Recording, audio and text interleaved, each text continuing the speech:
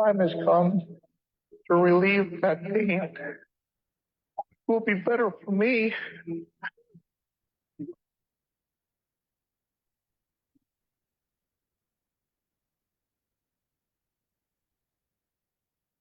The Pain Clinic Pro Wrestling Talk Show. Can you feel the pain?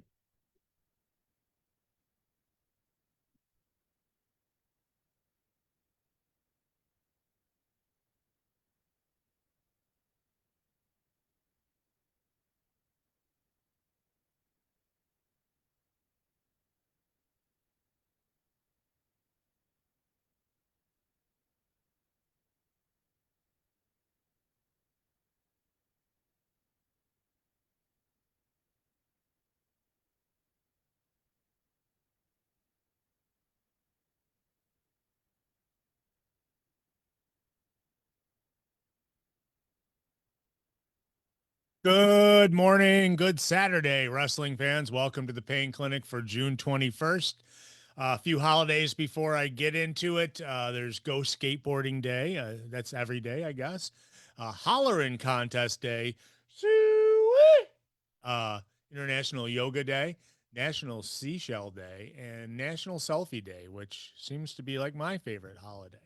So, hey, birthdays today? None. There are no wrestling birthdays. I will say my sister Jean, though, is enjoying a birthday today. So, happy birthday, Sister Jean. Welcome to the show. Hey, interested in roller derby? Want to be a skater, officiate? Rock City Roller Derby needs you. Contact recruitment at rockderbyrecruitment@gmail.com and join Rock City Roller Derby. I am the Cashman, your humble host. I am hoping to be joined by some of my other cohorts. Oh, they are waiting. They are waiting. I'm sorry I kept them waiting so long, but we are joined by DC Dan Cole. Sorry, DC, it took me so long to get get you in here. Welcome to the show. How you doing today? Not too bad. Cash, yourself? I'm doing good. It's a beautiful Saturday morning here in Rochester, New York. Apparently, a heat wave is coming this way. Yeah, I heard even the whole United States is like in it, so it's pretty crazy. How's it going down there? Bracing for a heat index of somewhere around 110, 115 next week. Yuck, yuck. Yeah. I know we got a couple days like Monday and Tuesday of next week where it's going to be terrible out for sure. We also are joined by Rob Sanderson here in just a second.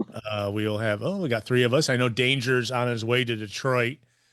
Dr. Detroit Danger is on his way there, but we hopefully it's not updating or anything. Mr. Rob Sanderson, how are you doing today?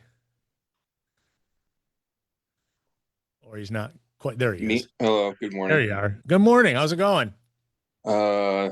It feels like it's 6 a.m. How are you? It's 10:02 if you're curious. I'm good. I'm excited. Glad that you're here. Glad both you guys made it. It was great. It was a weird wrestling week, that's for sure.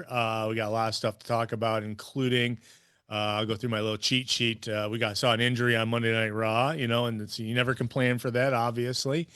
And then as dictated on this show last week, I believe we explained out what exactly Gunther was going after winning the title. And I mean, it happened like in succession of how we mentioned it last week. So it was like, with the Goldberg now.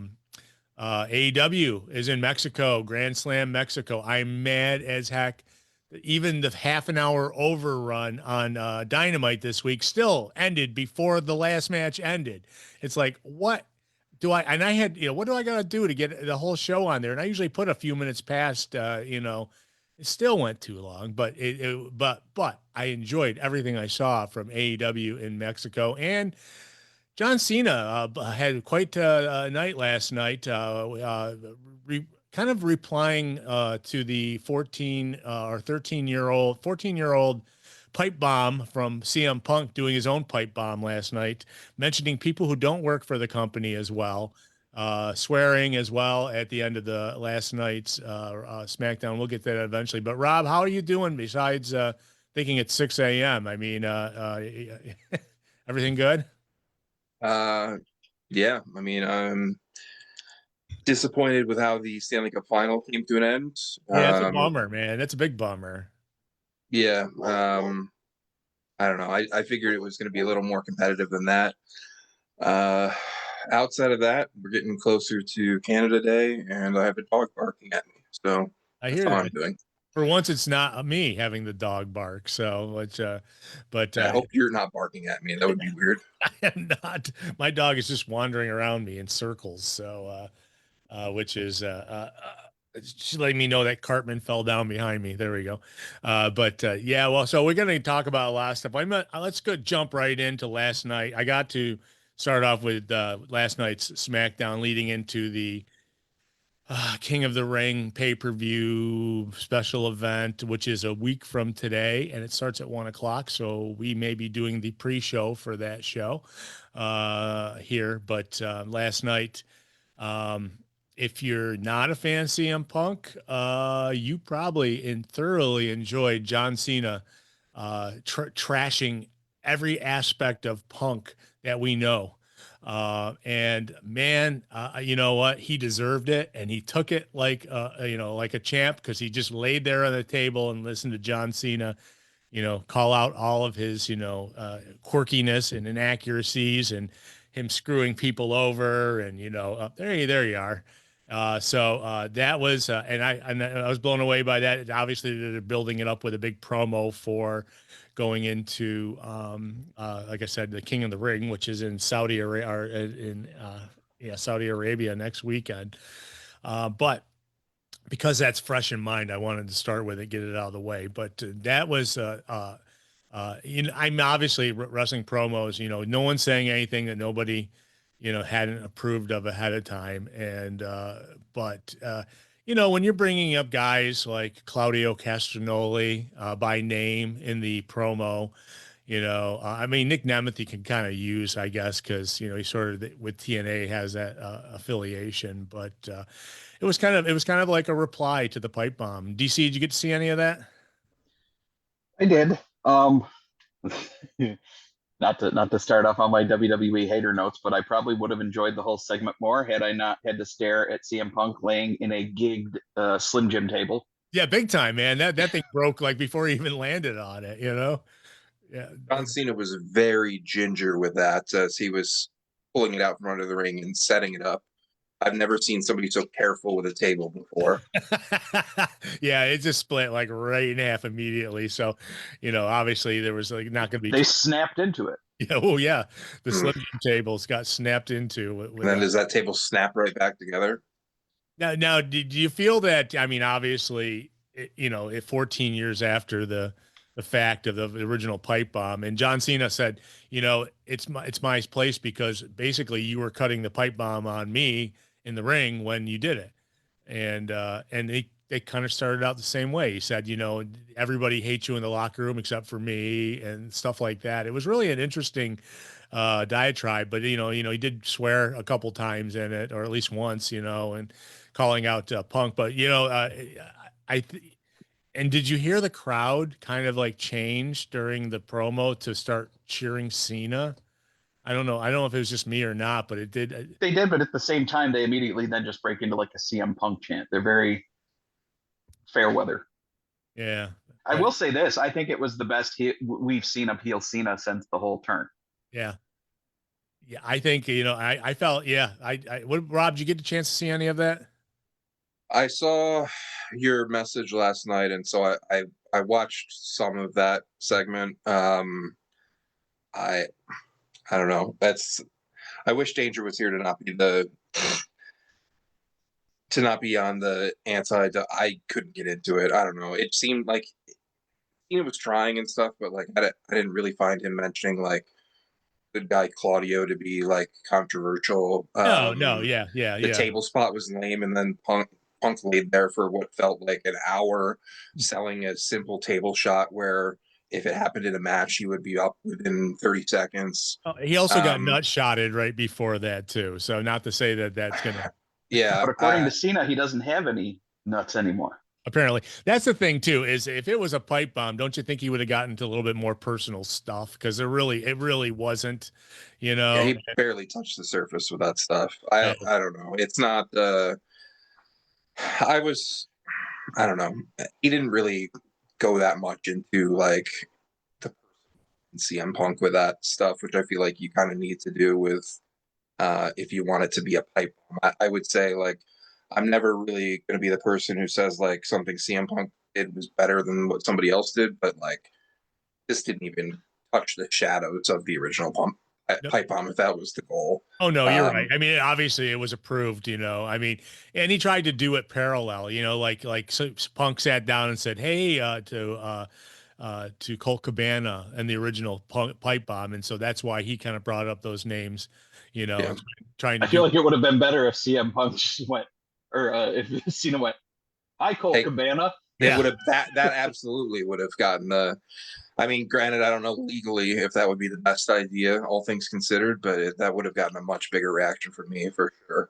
Oh yeah, Um, yeah. But I mean, you never see anybody come out and like cut on him.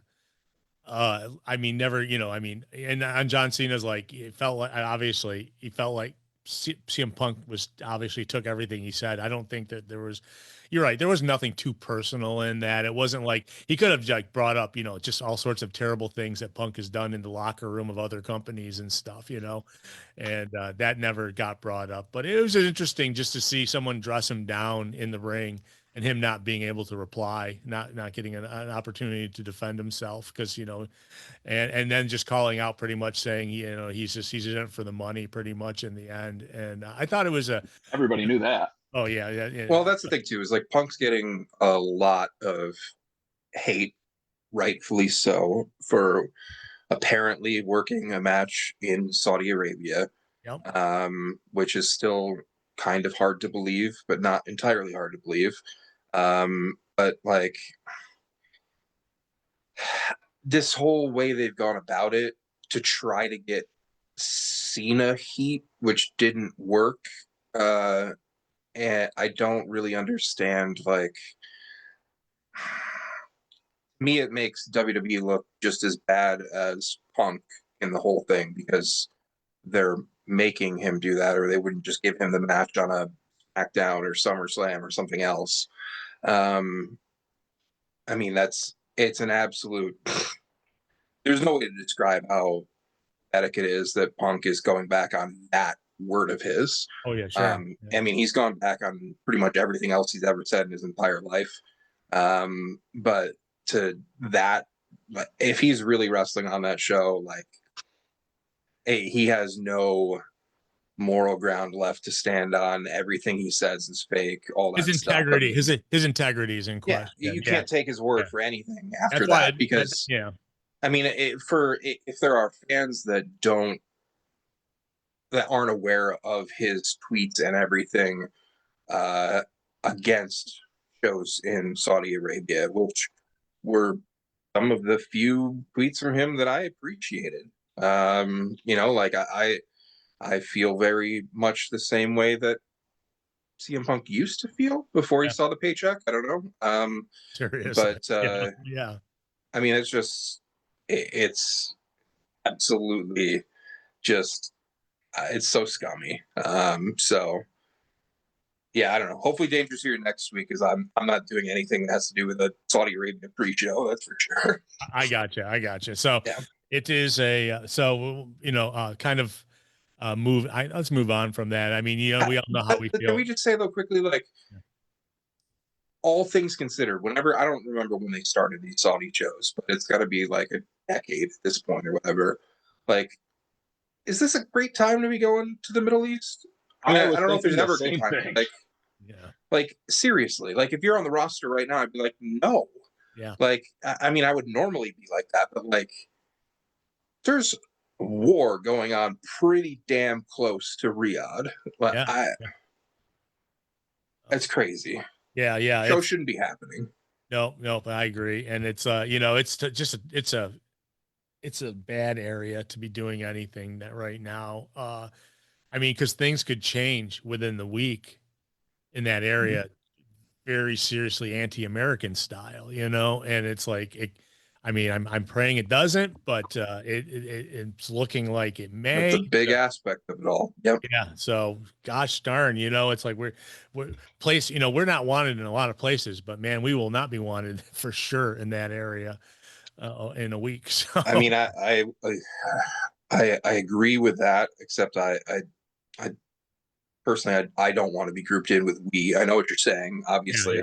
But it's, and not going to go on that whole tangent and stuff. But I mean, it's just sometimes like card subject to change is a big thing. It's a thing I type out 1,000,000 times a year on graphics and posters and stuff. Like, yeah, maybe postpone this one or something. We'll see how the next few days go. But I mean, that's a situation where I'm sure they're all leaving by Wednesday for that too. yeah, So I mean, they're doing SmackDown live over there before it. So who knows if it's like it won't be everything's live.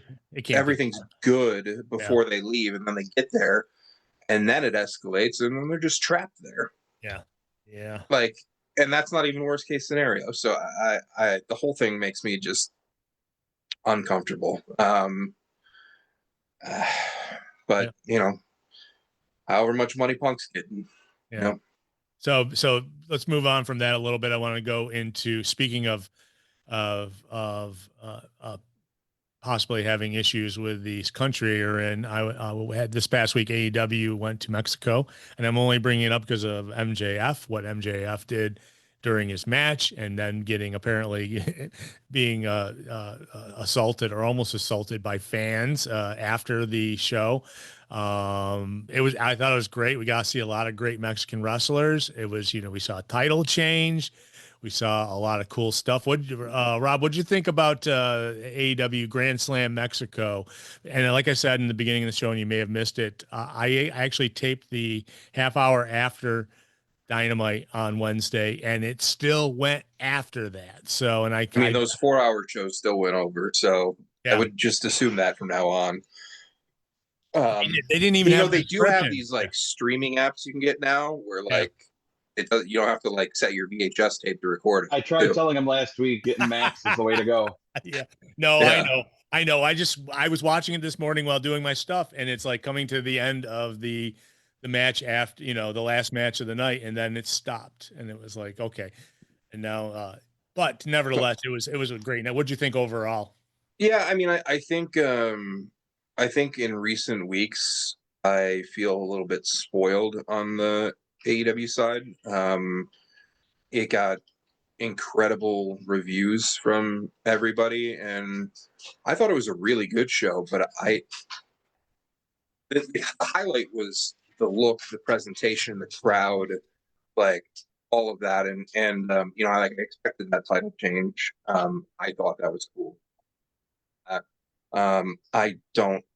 I'm never going to be somebody who loves 26-man tags over and over again, squeezing everybody onto a show.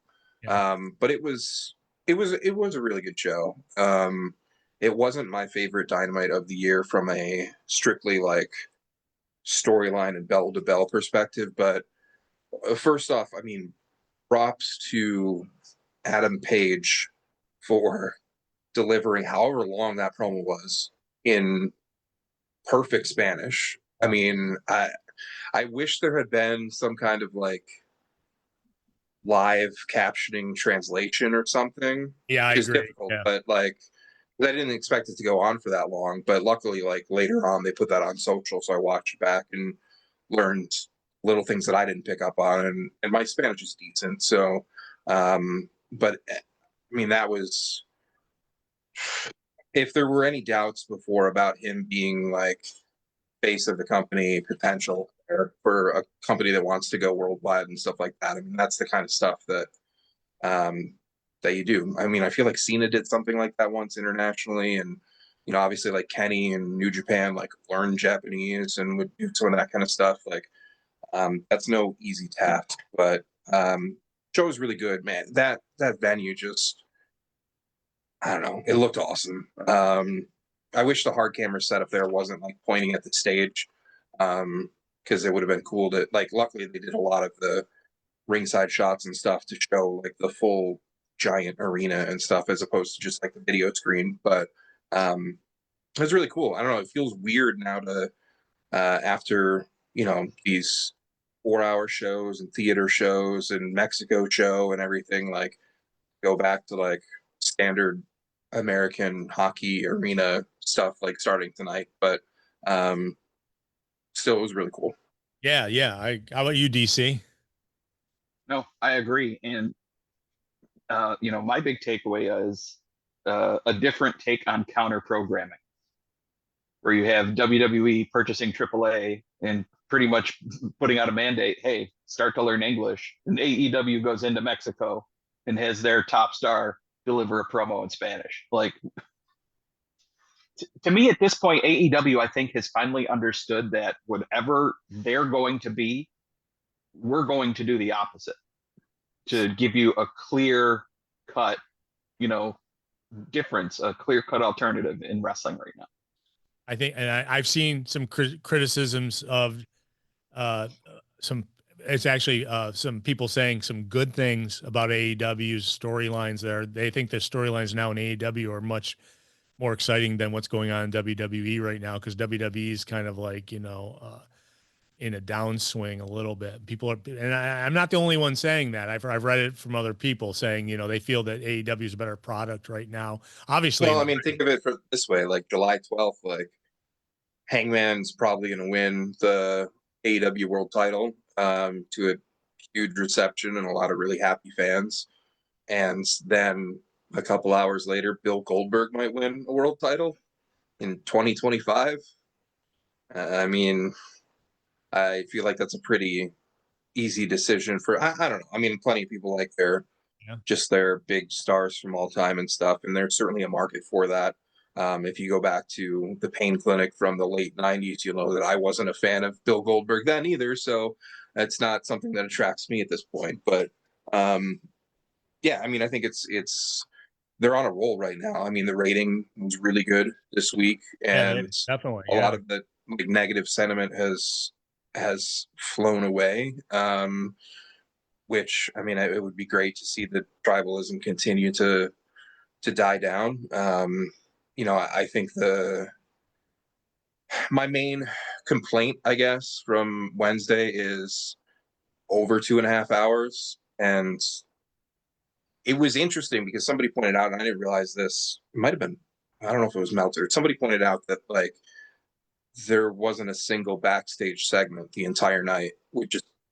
I heard that, I was like, wow, they're right. Yeah, like we never.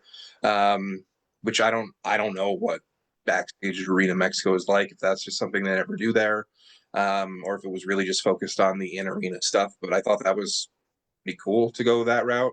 But when you have over 2.5 hours of programming, one women's match is not enough.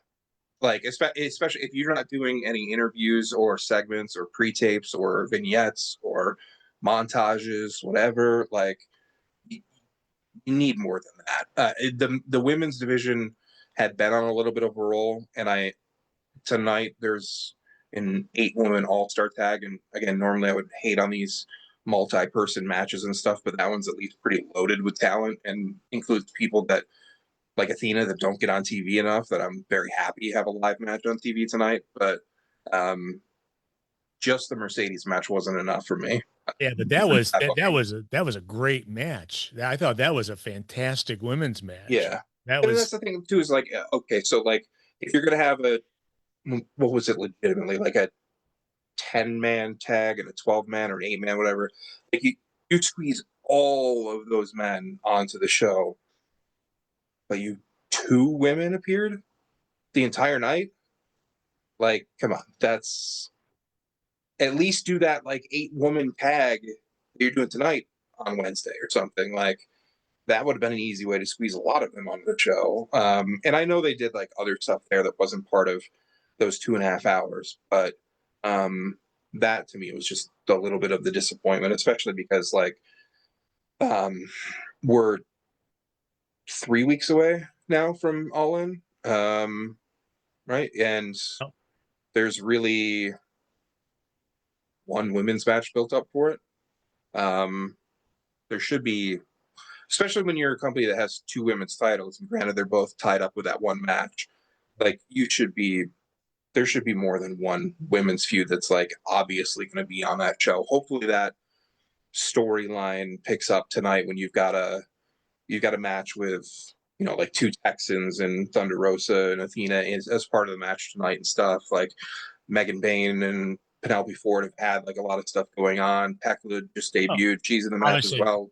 Willow as well too, you know. Yeah, absolutely. So, I mean, I'd like to see a women's gauntlet on that show. I was just gonna say, could we get a women's casino gauntlet at all? That's really what I want, but or some other match along those lines. But yeah, that's probably my main criticism of Wednesday. Yeah, I was going to say, there was some solid wrestling. We got to see some great Mexican wrestlers that we don't see a lot. That's for sure. I mean, I kind of figured that from the beginning of the show. You know, it's like you're in Mexico, you have the CMLL women's champ that's going to be later on the show. You're probably going to squeeze in as many. I thought solid. I did, you know, it did do better numbers than average, we'll say. Great numbers is 1 million, but it's like, you know, but it still did very, very, very well. And I think that it was a good night for wrestling for sure. It was, you know, and I'm just mad that I couldn't see the end of the last match, but I'm glad Tony paid for the Mystico theme song too, which I doubt was crazy expensive. I mean, we're not talking like getting Metallica for Sting. Everybody knew it. They were singing along, you know. It was like it was definitely, you know, I can't imagine like if he came out to some like Mikey Ruckus theme song or something, whatever, like that crowd hopefully would have been like throwing stuff. Like, come on. Like clearly that was a big deal. So I'm glad they did that right.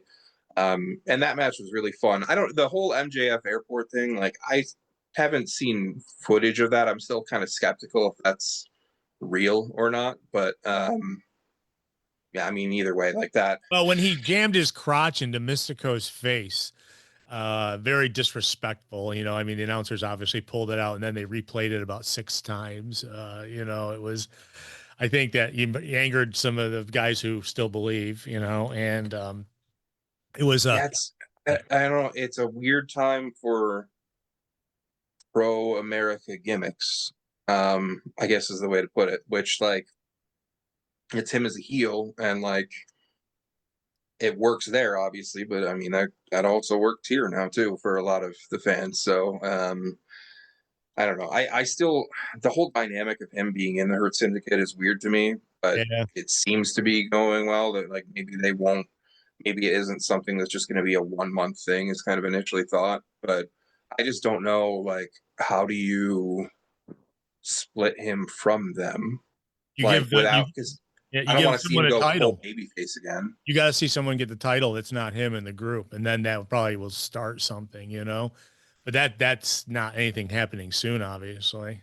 I mean, if he turns on them, that makes him a babyface. If they turn on him, makes him a babyface. He's gonna be a babyface anyway, you know. I don't want that. I really don't. So like maybe just keep this going for a while. Yeah. I don't know. Yeah. You know, what'd you think about him taking off Mystico's mask? And then when you see Mystico on the side, all of a sudden he's got another mask on. Well, I was like, where did the other mask come from? You know, it's like, and then he put it on, and then I was thinking, oh, he's, you know, he looks like Chad Gable. It's just for a few seconds because of that outfit he had on with all the flag on it and everything. It was like, it was a similar look. It's cheap heat taking the mask off. I don't know. I mean, because they'd done that on another show recently too, like teasing it or whatever. And I think it's one thing to tease taking it off. To take it all the way off is He got it all the way off. You could see him, you know, and then as soon as he rolled out. If there's any heel in wrestling that should do something as maniacal as that, I guess it's him. But you know, I would say hopefully they don't do that too frequently, but it's not like they're going to be running Mexico every week. No, that's for sure. That's for sure. So it was, yeah, it was solid show, and they can, and you know, Tony Storm, nice little vignette outside walking through Mexico. I thought that, and then popping up. Okay, Yeah. so I guess that's another woman that appeared. That's Okay. okay. Yeah. Yeah. I mean, she was like, what was she doing? Like the chief from where in the world is Carmen San Diego or something, It was like a red version of it, Uh, Yeah, I didn't think that was red till they took the black and white off, and then immediately I think everybody was Carmen San Diego. yeah. Which is That's great. immediately where my mind went. I love it. Yeah, My absolutely. mind went too. It's like, Shame on anyone whose mind didn't go there immediately. So yeah. Then I got rockapella singing in my head. There we go. Wow, that's a reference right there. That's yeah. man. Rest in peace to the chief. Yeah, I was gonna say and it's the first time I think we saw Tony actually get the upper hand on Monet as well, because showing up behind and obviously doing the belly to belly backwards and scattering those belts all over the ring. That was a cool shot. Yeah, Yeah.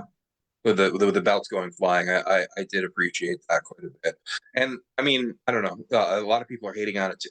There's so many fans online that are just like, oh, so Tony Khan is paying these companies for Mercedes to take their belt. No, that's the dumbest thing I've heard. And then like, oh well, so Mercedes is just going to relinquish these titles and not put over their talent or anything like that. Why are you making that assumption? Like some of the comments that I see online are just so ridiculous. Like I mean, they're if probably you don't- happy. They're probably happy to put their belt on her. 100%, She draws people, 100%. Like that makes your title more credible forever. There are titles that she's holding from companies that a ton of AEW fans have never even heard of, and now they've heard of. Like it is a great thing for any company for a star of that level to hold the belts. Yeah. I mean, I was thrilled when I suggested that like Matt Cardona won the ESW title briefly, like goes in that legacy. Like it's just, like it's something that I don't know when she starts to lose them all or something, but like I think it's really cool that she's popping up on random smaller shows across the world and like drawing attention to these places. And imagine being like when she recently won one in, was it Austria, where she just shows up like you're just a fan at like an indie show in Austria and Mercedes Moné walks out like, what? Like that's a different level of surprise to pull off. So I don't understand people hating on that.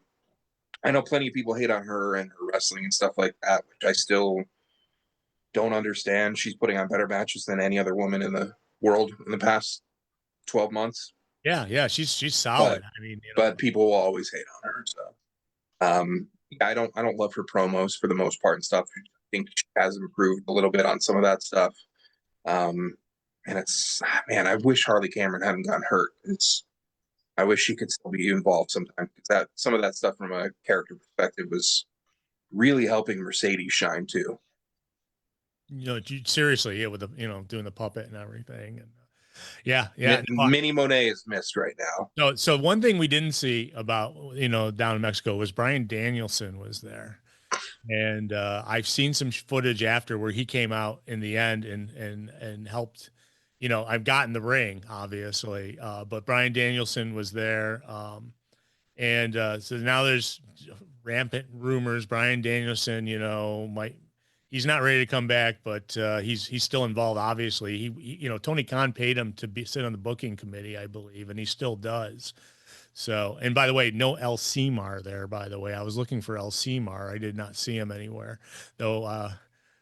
He did post on Instagram. He got a mask while he was there with numbers on it. Did you see that? No, I didn't see the post. I'm talking. I'm talking about, right? Yeah. DC Del Cimar was a local wrestler here who now is the business manager of AEW, and he used to come out to the Price is Right theme. And forgot about that. Yeah. Yeah, so it's like he posted that. I said, I was looking for, because he had a picture of a shirt on with all these wrestlers on it and stuff, and I said, I don't see El Cimar in there anywhere. I have a feeling that dude's going to get in the ring someday again. It's got to happen. Yeah, I mean, I think it was there were a lot of like fun little things for that crowd that they worked out. I haven't seen the list of the matches that we didn't see on Wednesday night. Like obviously, I'm still confused. Like they did some like a show the night before or whatever, and obviously there's some ROH stuff, and I know some people had some flight issues and stuff like that, but the Danielson thing also, like, people are complaining that, like, why was that not on TV? That should not have been on TV. Like, if he's making if he at some point makes a big return to AEW, that's something you televise. If it's a one-off because he wants to like do something with Blue Demon and stuff, and he wants like no, that's something that you get attention from on social media and stuff, but you don't want your fans thinking like, oh, Bryan Danielson is back. He's not back. Like maybe he will be at some point or whatever, and maybe he'll pop up at All in some capacity one way or another. But like, to me, that's something fun to give the fans there. So I think it's cool that he did it, for sure. And you could tell like he really enjoyed it. Yeah, and there were shots of him in the crowd too. So he was definitely in Mhm. the crowd. So, he definitely, he's a fan, obviously, I mean, it's one of his paths to where he is now is that down in Mexico. I think everybody went down there at one point or another.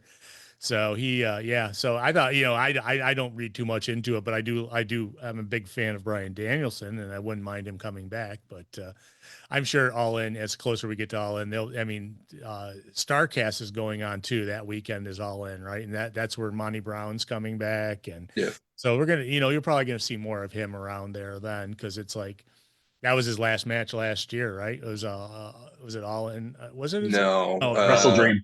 Wrestle yeah. Dream. Yeah. When the title disappeared. Yes, that's right. That long ago. Holy cow. It's like son of a gun. That was like October, right? Yeah. Oh, so you stole it. Got it. Yeah. They weren't using it, so I said, I'll take it. Yeah, there you go. There you go. Very cool. So let's move on to talk about a couple other things, and then we'll get to the news, and we won't go too long today. But last week on Monday Night Raw, going back to WWE for a second, Liv Morgan got injured in the middle of the match that she was in with Kairi Sane, and it was like in the opening moves of the match that happened. I guess she dislocated her shoulder when she landed hard on it and had to have surgery. And they had big plans for her for like, I don't know, for the next foreseeable future.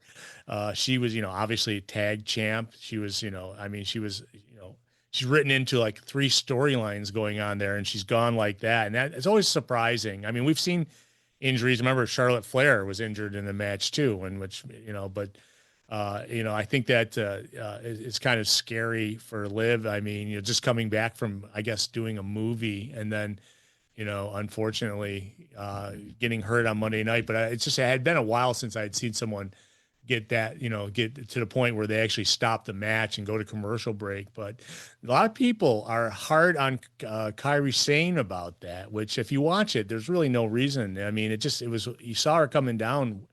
And did you guys see the injury, the video of the injury at all? Yeah, well, and weren't people hating on like her? I didn't see a ton of this, but like, were people hating more on like Kairi, like still playing up her character after the injury or whatever, like posing to the cameras and that kind of stuff? Yeah, like, but which you got to do that. You got to do that. I mean, the thing is the camera went off it almost immediately after the move happened. Which is exactly what it should do. Yep. Yeah, and I mean, Kairi shouldn't immediately.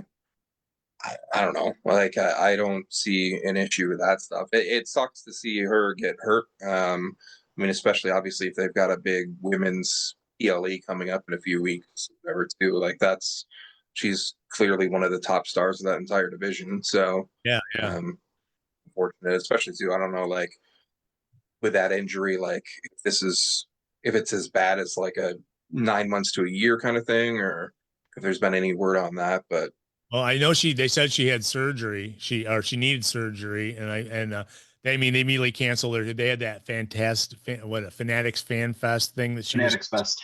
Yeah, she was supposed to be there. They've already canceled her out of all of that. So, but they said it was a dislocation, and it definitely needed surgery. So, and also, but the heat on Kairi too, or not heat, but like hate from the fans is that she also happened to be in the match where Zoe Stark got hurt. But it's That's like, right. if you look at both things that happened, it had nothing to do with her. No, It's just unlucky. it was Yeah. it was just a bad, you know, and then you watch it back and nothing looks that unusual in the fall, just the way she went down, you know, maybe it was just bound to happen anyway sometime, you know, people get little tears in their muscles and things like that. And then then you have finally one move that finishes it off. And, you know, I mean, that's kind of like Triple H when he had that quad tear, you know, it had to have been, you know, torn a little bit before it started because that finished it off. And so hopefully she's comes back okay, but it's a real bad time for her because, you know, she's in a movie. They were planning all this stuff around her. You know, she was supposed to be, she was taking on Io Sky as well, or supposed to take on Io Sky for the championship coming up, being a tag champ and everything, just being, you know, Well, and with the movie stuff and some of that, I mean, I feel like she's somebody that, I'm not going to pretend like I see all of her stuff, but I feel like she's over enough and talks enough and stuff that, like, with an upper body injury, she could still pop up here and there. There's still stuff they could do with her without her needing to actually wrestle or whatever, that would still allow her to promote that stuff or get some heat or whatever, which I almost feel like they should do to keep her heel, so that when she comes back, it's not just like this huge babyface return pop. yeah. Because obviously she's really good at the heel role, but I don't know. I mean, she seems to me like somebody they could like throw at the commentary desk here and there, Yeah. have her like kind of scheming as like a with a tag partner that she's kind of like almost managing. Like, there's ways to keep people involved. So I don't know. Hopefully she's not out too long. Yeah, they were starting something up with her and Roxanne Perez too, you know, with the Judgment Day, and got to kind of drop that whole thing too. But you know, it's a shame. But yeah, she, you know, there was a lot of plans for it, and maybe she can come back. They said that they weren't going to be taking the tag titles off of her and Raquel Rodriguez just yet, but that may be some future plans. I mean, you know, they have to, you know, call an audible on this one because of all the plans they did have for her. So. I did see one person online say, wow, she just really didn't want to work with Nikki Bella.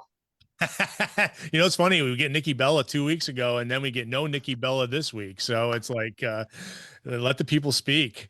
You know, you know, I don't have a problem with that. So, but And she started the women's evolution, right?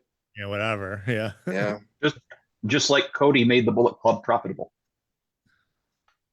Yeah. I heard that this week too, and I was like shaking my head because See, when I only watched like a clip of it, and maybe I need to watch the whole thing, I just don't want to. But I almost took it like he was trying to be humble about, like, he was not the reason that the Bullet Club was like a thing, or that he was kind of like giving credit. Like, when he said like it was lame or whatever, like, I kind of felt like he was just saying like these other guys did it better than me. And maybe I just totally like misinterpreted the whole thing. I mean, that was not necessarily the best Bullet Club era, but it certainly did huge things in terms of making them popular and stuff, and getting into Hot Topic and all that kind of stuff. So yeah. I don't know. I don't know what his intentions were with that. If he were trying to claim that like he's the one that made it profitable, that's ridiculous. Yeah, I I think mean, that was my takeaway. He was humble in the fact that he said when he joined, it made it uncool.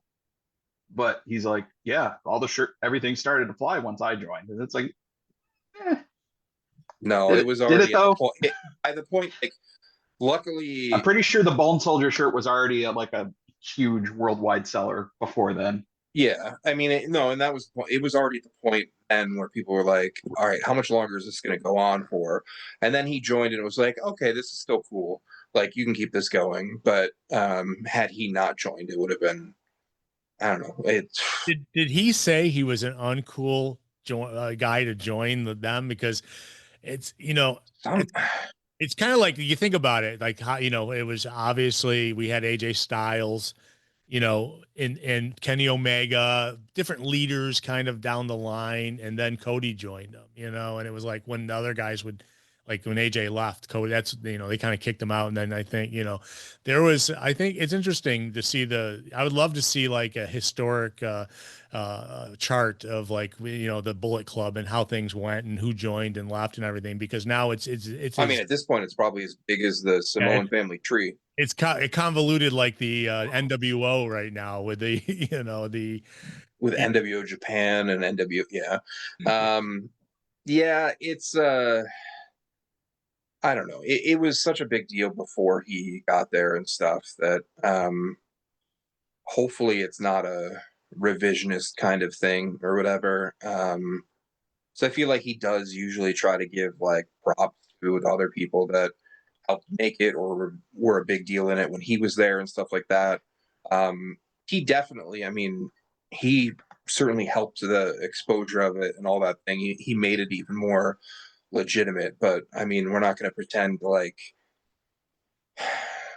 AJ Styles and Kenny Omega and the now Finn Balor and stuff weren't like also big star leaders and stuff. If you want to talk about like now, like who even knows what they're doing at this point? Like, be a thing anymore, but you know, like you said, it's more of a Samoan group now, you know. I think, you know, well, I mean, we got to the point where like Jeff Jarrett said that he had been in it and all this, like it just got to be like who hasn't been in it. I mean, like the Young Bucks, they were like one of the originals too as well, you know. I mean, the Bucks I consider like a top tier in terms of like the people who get credit for being part of that group and making it big and all that kind of stuff. But I mean, I don't know. It seems like everything that Cody has done, that everything that he did while he was away from WWE has been revised one way or another, whether it's by him, whether it's by other people, whether it's by fans that like him, by fans that hate him, or whatever. Like the fact is that it was a really big deal. And he was out there working New Japan, starting AEW, wrestling on indie shows in places like Binghamton, New York and stuff. Like it did a lot for a lot of companies and a lot of people out there and stuff. And I don't know, like some of that stuff I feel like is kind of like being erased by some people, especially like you cannot tell me that like when you talk about like this, like where WWE is at right now, I give credit to AEW starting and being like, hey, you got competition, you better freaking do something. Yeah. Amongst other reasons and stuff. And like when people are like, oh well, AEW, that's because of Tony Khan, that's because of Chris Jericho, that's because of the Young Bucks, that's because of Kenny Omega. Like Cody was easily as big, if not the biggest piece of all of that. Like he, regardless of what happened, like the fallout with the ending, stuff like that, or if he doesn't want to talk about things now and stuff like that, like he's in my mind, the main person who got that company going that then changed the entire industry. So like he does deserve credit for that stuff, whether people want to give it to him anymore or not. So oh yeah, you're right. I mean, I agree. I agree, and they've brought it up even in WWE promos, saying, you know, you went out and started a company and then left, you know, trying to obviously downplay his influence. But yeah, because I'm sure there are AEW fans that are just like, oh, it wasn't Cody. I mean, look at the people that are still there that did it. It's like, no, Cody was a huge part of that. Yeah, was it All Out? Was it the first pay-per-view that didn't actually have a company attached to it, you know? All Out in 2018. Yeah. Yep. That was the beginning of AEW right there. So, and there was no affiliation with anybody pretty much, you know. So it was, you know, I mean, the other guys had huge roles in it too. Don't get me wrong and stuff, but in my mind, it's almost along the same lines of like, we can hate all we want on Chris Jericho's stuff in 2025, and that's valid for sure. But he was the biggest who name was on that the show. MVP of the first year of that company and getting attention and getting good ratings and getting on TV? It's absolutely Chris Jericho. Yeah, and he was the 100%. biggest name. He was the biggest guy. Yeah, he was the biggest name on that show. You know, I mean, he was, and he did great work in that first year as a champion. Like all like building the stable, all the character work and stuff. Like that was incredible stuff for that changed everything too. So like I don't know. I'm not going to allow like revision of that either. No, Like, if you don't definitely want to not. see him in 2025, like, yeah, I don't either. But 2019 Chris Jericho was a big deal. And he reinvigorated the champagne industry. There you go. It's true. That's true. DC, you're going on the list for that one. Sorry. Little Gonna funny. go drink a little bit of the bubbly. Bubbly. So it's interesting. I want to briefly talk before I run through the news here about Goldberg and Gunther that happened. You know, we talked about it last week, pretty much said that, you know, there's a lot of rumors. Why did Jey Uso drop the title on TV 2 weeks ago? And it's like, and now I'm reading this past week, it's like, you know, obviously, you know, the Goldberg thing happened. People are chanting him. Nobody wants him. Who cares? So, you know, hopefully it's a one and done. It's now officially, quote unquote, his retirement match. It's going to be the same day as All In. But I read something this week that's like, well, they wanted, you know, they always planned a short run for Jey Uso with that title. And that, but they feel it was going to make him a more marquee player in the company if they gave him, he has a title reign under his belt, so he can always refer back to that or whatever. But they, you know, now he's like, you know, he can't even get a rematch because Goldberg's in the way, and he's got to win the King of the Ring or whatever to be able to get a rematch. So but it's like, you know, Rikishi is not happy about, I'm pretty sure, about any of it. I don't know. Somebody got to him. Oh yeah. Someone got to Rikishi. He's not complaining too much. He's not going to do it for Jay. I'm not going to do it for Jay. But it's interesting that, you know, we got that coming up very quickly, but I wanted to throw that out, that I read that, and it's like, is that, if you're the performer, if you're the character Jey Uso, does that suffice? You know, oh, well, we were going to make it a short run anyways. Did they tell him that before he won it? You know, I mean, how do you go about, and, you know, I mean, this guy had 51 days as a champ after winning it at WrestleMania. And then it's like, then he doesn't even get an immediate rematch. They go to another, and that's where I had a problem with it, is like, they go to another, matchup with Gunther and freaking Goldberg. And it's just, you know, it's just a frilly thing, you know. I don't think it's, you know, I mean, the chances of Goldberg beating Gunther, I can't imagine being very big, you know, in a retirement match. But It'd be the dumbest thing for them to do, but they've done really dumb things before. So I will say again that I'm one of the few people that just like, I don't love automatic rematches, because most likely you have to make the same person lose again. Jey Uso was so over before winning the title, and I don't think the title elevated him at all. And again, I'm not going to pretend like I'm watching every week and I know all of the stuff or whatever, but like, his reactions were huge before winning the title. I don't know if he needed the title. I don't know if his reign did anything for him or did anything for that title or for the company. It's not something that needed to last very long. And to me, like, there's a very good chance that he ends up being on that list of like people that held the title briefly and why. It's putting the belt on Gunther just to make the match with Goldberg a title match is stupid in so many ways. To me, there's no, the Goldberg winning is not a good option. Gunther retaining doesn't really do anything for him. He didn't, like, him just taking the belt back like abruptly like that wasn't really anything that seemed like a big deal to, like, it wasn't like some huge like built up thing or whatever. It just felt really random. And like, you can make Goldberg's match as big or bigger without having the title involved. It doesn't need to have the title involved. If anything, that just makes like the match more predictable in terms of how it ends. If it wasn't a title match, then at that point, like, you say like, oh, is he going to put Gunther over in his last match, or is he going to win and get like that final celebration? Like, it could go either way. He's not winning the title.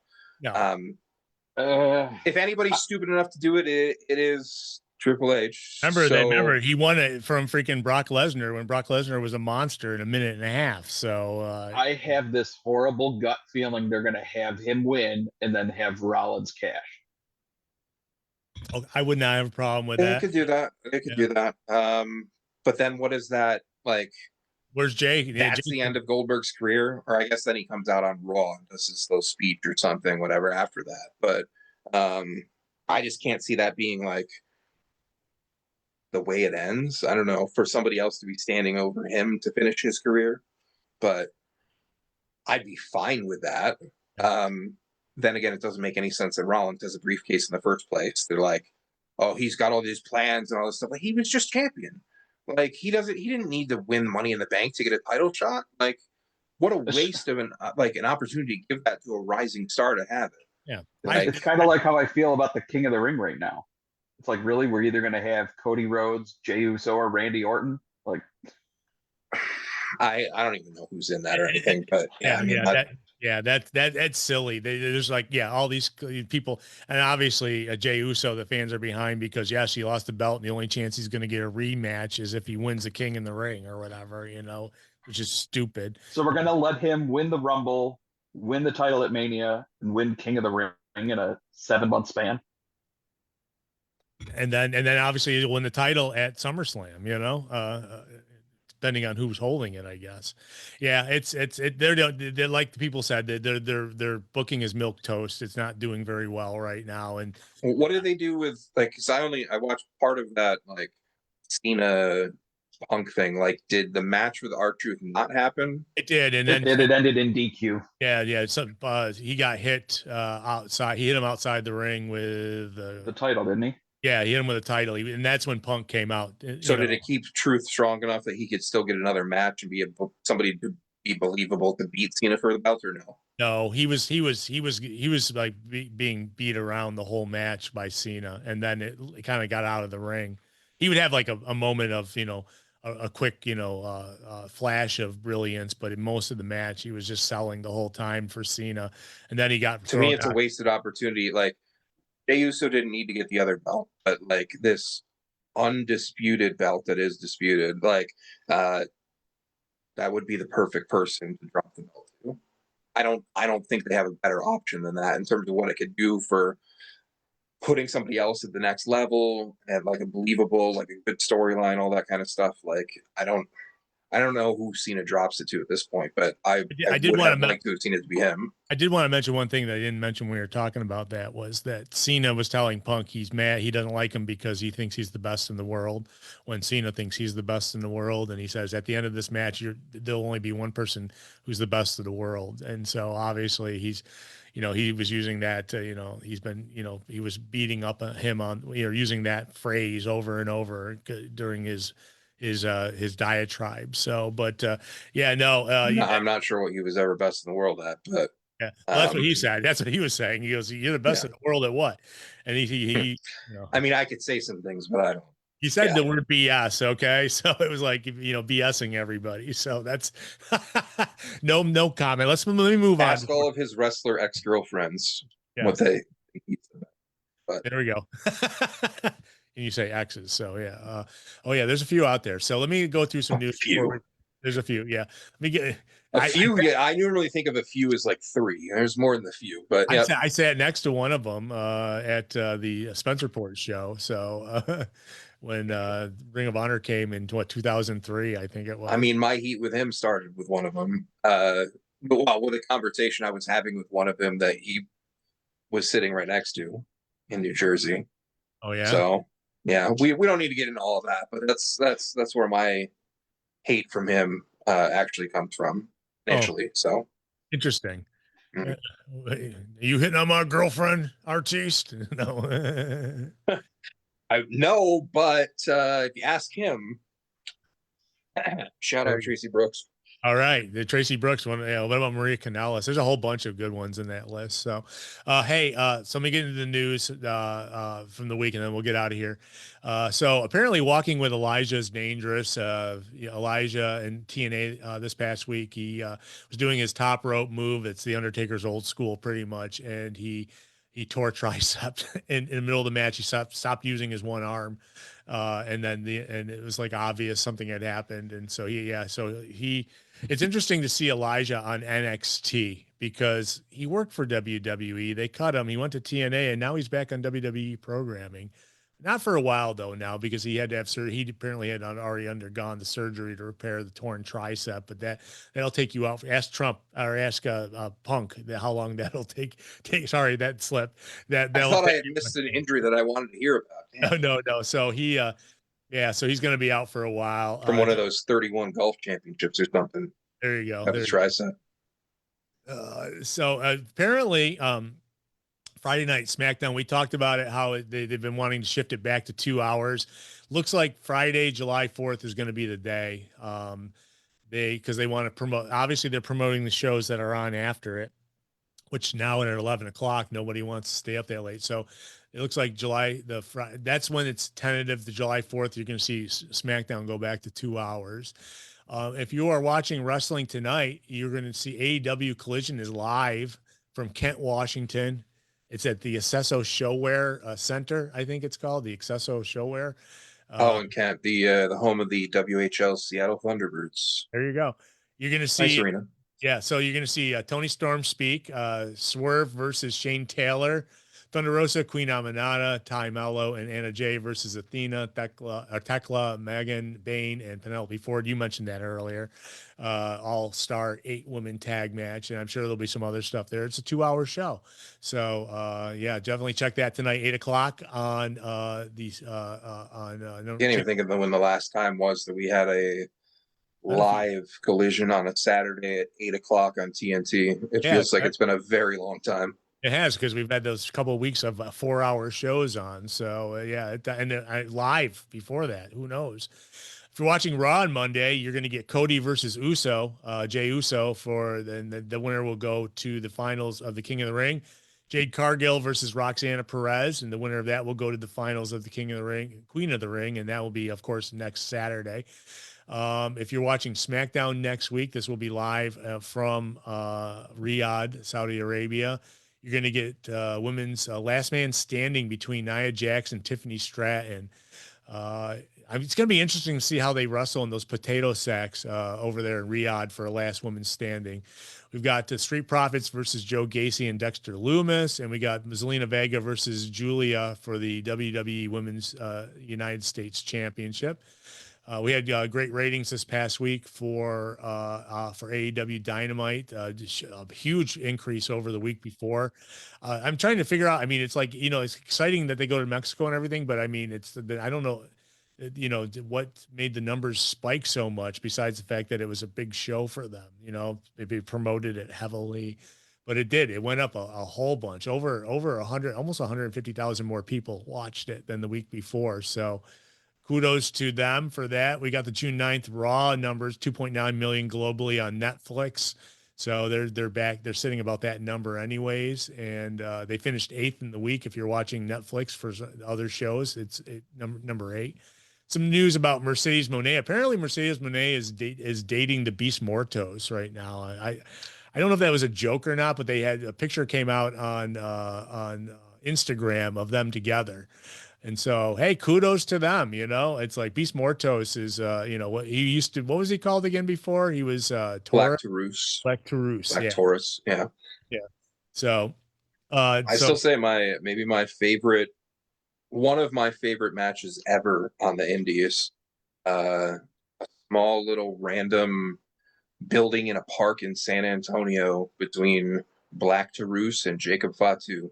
It was the last match I saw before the pandemic in person, and it absolutely ruled. And that match will probably never see the time of day. It was a one-off, an indie company that ran one show and then closed up because of the pandemic. I was supposed to take over their play-by-play. But the match was awesome. And whatever needs to happen for more Beast Mortos on TV, more matches and stuff, like, let's go. Like, he's so good. Was good to see him on TV this week as well as kind of a surprise at somewhat at the last minute too. Yeah, he filled in on that multi-man tag there. Yeah. You I mentioned did like the glowing compliment from Will Ospreay when he tweeted out Beast Mortos is a hunk, bruv. If you've ever, I mean, I don't know if there's pictures of him without his mask out there, but like there's been a lot of chatter recently about like different wrestlers at different levels and like, dude, why do you wear a mask? And like he's been on that list before, much like Fuego was on that list, who's now demasked and stuff. And other people, it's like, dude, like put a mask on if you got an ugly face, but like, come on, like make some money without the mask.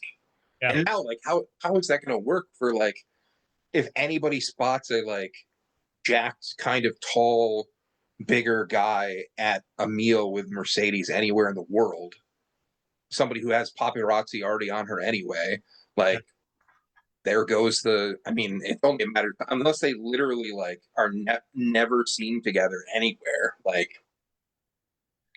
I don't. It's gonna be very hard for him to protect his identity. So best of luck to him. I'll tell you, Rey Mysterio doesn't try to hide his stuff anymore. I see lots of pictures of him everywhere. Well, he got unmasked like 50 years ago, so that's That's true. That's true. Yeah. But I mean, it was important for him to keep it on for many, many years with WWE, you know, and not to have it taken. he off. never should have been unmasked in the first place. So yeah, and Thanks to Russo or Bischoff or whoever did that. So I'm glad you brought up Fatu because he cut an excellent promo last night on SmackDown against Solo. I mean, it's like he's like a great actor. I mean, he did a great job. If you go back and watch that promo they did last night, sets up a match for next week over in Saudi Arabia. But it was, you know, they came out and talked about, well, they Solo tried to bring Fatu back into the family, saying, I understand we have arguments amongst family members. It happens with everybody. And then Fatu just cut this diatribe, and it was like, wow, this guy's really pretty good at freaking the acting part of wrestling. So, definitely check it out if you missed it last night. So let me get to some other news. The Real American Freestyle Wrestling Promotion has a premiere date. I probably will not be watching it. It's Saturday, August 30th in Cleveland, Ohio at the Wolstein Center. And that's the Hulk Hogan thing. I don't care about anybody who's involved in it. I'm not, amateur wrestling is a different sport than pro wrestling. Unfortunately, I mean, nobody told me that when I was in like third grade and showed up for my first day of wrestling practice. And there was no ring, and I was like, "What the hell is this?" Did you have a suitcase with you too? Or you bring. I was very disappointed, and never really. My How main. can I run the ropes if there's no ring? Yeah, I was not a fan, but my main claim to fame with amateur wrestling is qualifying for the dating myself 1994 New York State Championships, and instead of participating in those, I went to my friend Brian's birthday party at Discovery Zone because that sounded more fun to me, and it still sounds more fun to me. Yeah, So, it sounds like it says that me too, and Discovery Zone, easy. hell yeah. like video games and miniature golf and all that fun stuff there. I miss Funscape. Yeah. Oh Going yeah. down the roller slide. Oh yeah. Good stuff. Easy choice for me as an 8-year-old. Yeah. Oh, without a doubt. So, so this is not great news, but since I'm talking about Real American Freestyle Wrestling, I'm going to talk about apparently Vince McMahon attempted to buy his way into combat sports. Apparently the undisputed Justin Barrasso of the Undisputed reported that former WWE owner attempted to purchase the controlling interest in Bare Knuckle Fighting Championship, which is now the second MMA type of besides UFC. The Bare Knuckle Fighting Championship is like number 2 now because other people have gone belly up. But the guy said he he's a great guy, but he didn't feel it was right for him to come in. So Vince McMahon, it's funny, in the past, Vince McMahon had an opportunity to buy some actual MMA style companies and never put in an offer or even tried because he always felt that people were going to get, seriously injured or killed or something. And he just wasn't a fan of it. So, but apparently he's looking for something to do. So he did put an offer in it and they got turned down, which is amazing that someone turned someone like him down, but his name has been popping up more. So I have a feeling something's going to happen with Vince McMahon doing something that we're going to see sometime soon. And we'll let you know when we hear about it. But I thought this was. Did you see the clip of whatever Stephanie's show is with Nick Khan? I don't watch that. I can't watch that. I'm sorry. The clip popped up. I certainly didn't seek it out. I don't want to see any more of it than I did, but just hearing those two praising Vince, it just makes me want to throw up all over my phone while I'm watching it. Like, what are you doing? Like, I, this is like, oh, this is like an avenue where we can like give him his credit, give him his due, or whatever. Like, no, like just how dumb are you as it like, especially like Stephanie obviously is the daughter, and you understand like that's a different situation. I don't know if she actually technically has a role right now or anything, but like for Nick Khan to be talking like raising like I have nothing but admiration for Vince McMahon stuff. Like, are you stupid? Like, I thought you were a really smart businessman. Yeah, Like, don't you even though I don't agree agree with like any of the decisions he makes, like he obviously knows how to make money and stuff. Like, how to go do that into a microphone on camera, like That's- idiotic and and disgusting. that's why I don't watch it. I don't care. I don't care. Does she have any more insight than anybody else? Probably a little bit because she was behind the scenes, but I don't care. You know, it's like she's been so out of it for such a long She time. definitely knows more than she's. I mean, Triple H knows. Triple H probably knew the whole time. Let's be honest. But If you believe the coach, Triple H is probably on his last line here with the company. He probably won't be around that much longer because the coach says, well, I give him 18 months, maybe, you know, it's like, well, don't listen to coach. Okay. You know, but, what was the other thing Coach said that got debunked? oh, coach, Oh, that Britt Baker was going to WWE and it was already gone from AEW. Yeah. Okay. by the way, she put some pictures out this week. Wow. She's like just a knockout. Unbelievable. You know, yeah, but you know, we all know that. We just don't know why we don't see her anymore. You know, but so I'm gonna get to some other news. I didn't even see this until I saw the video of it. But former AEW producing crew contractor Christopher Dispenza filed a lawsuit against John Moxley and AEW over an incident that took place on the May 10th edition of AEW Dynamite. Dispenza was working ringside during Moxley's match with Kenny Omega, claims that while the plan was for Moxley to take a screwdriver from him, Moxley also shoved him to the ground in an unplanned moment. Dispenza claimed he suffered injuries from the fall that led to cervical fusion surgery, shoulder surgery, and additional treatment, which I saw the video, and it's like, obviously he's not a trained wrestler. He doesn't know how to fall because that's probably what, you know, when Mox kind of pushed him, he tripped. I don't know if he really fell, but I saw Ricochet posted a reply to this, and it said something terrible, and then he deleted it pretty much immediately after that, you know. I don't know if you guys saw that story. I don't know if it's a big deal or not. I don't think he'll get anything out of it, you know. Just I think he'll get some kind of and then settlement. looking at the list of injuries, it's like that dude needs to see a doctor. Like he has like brittle bone syndrome or something. Yeah, I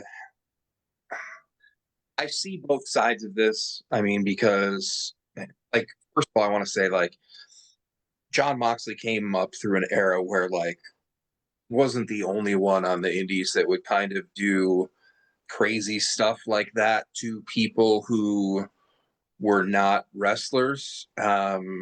Whatever. Shout out the amount of times that like Brody Lee like chased me as a ring announcer around, shoved me, whatever and stuff, like it was part of the show, like whatever, but I didn't know what's happening. Like he would do stuff to mess with us, like jokingly and whatever. Like he I'm not gonna get into all the stories right now, but like this is not something that a corporation type, like a big money company should have a situation where a wrestler shoving down somebody who is not in the know at all. Why you would have this person be the one to get a screwdriver from or whatever in the first place is questionable. I think he will get some kind of settlement out of court on it. But I agree totally. Like, if that caused all those injuries, something's not adding up there. But it sounded like he wasn't asking for like it's not like a gigantic money lawsuit. Yeah. But still, it's a very weird situation, and I don't know. Like, I'm not surprised. I wasn't surprised when it happens because that to me is something that like fits the Moxley character, and like I said, like I've seen a million people experience that within the wrestling world or whatever. Like, it kind of is what it is with that circumstance, but like, it's not something that should be happening. So I don't know, and it with that specific situation, I don't know why it took like 2 years to file on that. But I mean, I think it's a it's a lesson learned for people in the industry that you can't always do that kind of stuff to anyone who's between the barricades. Yeah, and people who don't know it's coming, which that's basically what it was. So, and I'm sorry, I meant to say it was 2023 it happened. So it was been a while. So, so let me get some real notes and get out of here. Some other notes. Apparently Gail Kim was backstage at WWE NXT this past week. Maybe they finally forgiven her for rolling out of the ring in the women's battle royale when which she quit the company a few, 20 years ago or whatever. But she departed TNA recently. She was let go by them, and so I heard that there's been some interest in NXT for Gail Kim. So kudos to her if she gets a gig with them. You know, They did tell her to get eliminated fast. yeah. So she rolled out underneath the ring. Yeah, that's true. You know, you have no plans for me. I'm just gonna walk out. You know, I think that didn't Jeff Hardy do the same thing? You know, it's like I'm just gonna leave through the crowd. You know. Excuse me. Something I mentioned earlier, MJF's heel antics at Grand Slam Mexico. According to a report, a fan went after MJF at the hotel. Though the former AEW World Champion was unharmed in the incident, sources say MJF was completely fine, even laughed off the situation afterward. You're said to be proud of his reaction his performance elicited. So there you go, Roddy Piper. You didn't get stabbed or anything, but I guess when you put your junk into Mystico's face in the middle of a match and they show it over and over and over, and Mystico's your favorite wrestler, you're probably mad at him. I don't think. Imagine getting that upset about something that happens in a professional wrestling ring as a fan to somebody who's not you. Yeah. I mean, it's still real to some people, I guess. It's seriously. I think this might be this is the last piece of news. Wednesday night's AEW Grand Slam, we saw Brody King make a bold statement wearing a shirt emblazoned with the Logan Abolish ICE. The move quickly caught the attention of fans and wrestling media, sparking discussions across social platforms. Slogans associated with obviously the political movement, calling for the dismantle of the U.S. immigration and customs enforcement stance that has generated widespread debate in recent years. He's taken a step further, and Brody King's releasing his own version of Abolish ICE t-shirt with 100% of the proceeds going to the local Hearts Foundation, a nonprofit dedicated to helping underserved communities. So kudos to him, man. Kudos to Brody King. I thought that was great when I saw that. It's like, oh man, that's awesome, and it's like he was in the dark at one point, and that's all you could see was his shirt on, and it was really cool image. So kudos to him, man. I agree with him 100%. He's somebody that's always actually stuck by his views and what he preaches and what he puts on a t-shirt and all of that. So I won't get too far into my views on all of that because I'm sure there are some people listening that would not agree. But shout out to Big Bad Brody King. Brody King. So you want to buy a t-shirt? Purchased my shirt last night. Oh, did you really? Very cool. And kudos to Artiste. Just real quick, speaking of the response to this, one online commentator talking about how Tony Khan has lost control of the locker room and people need to keep their views and politics out of wrestling, and Artiste responds with the picture of Stephanie and Triple H with RFK Jr. Oh yeah. But yeah. I mean, keep it, keep the politics out, unless it's like something that I support or don't. Yeah, then it's okay. It's never selective at all with any of this stuff. No, not with anthems, not with anything in sports or entertainment. Yeah. Well, one thing, Brody King wouldn't be wearing that if he worked for WWE, That's true. So kudos to Tony Khan for letting him have that too, as well. I don't know.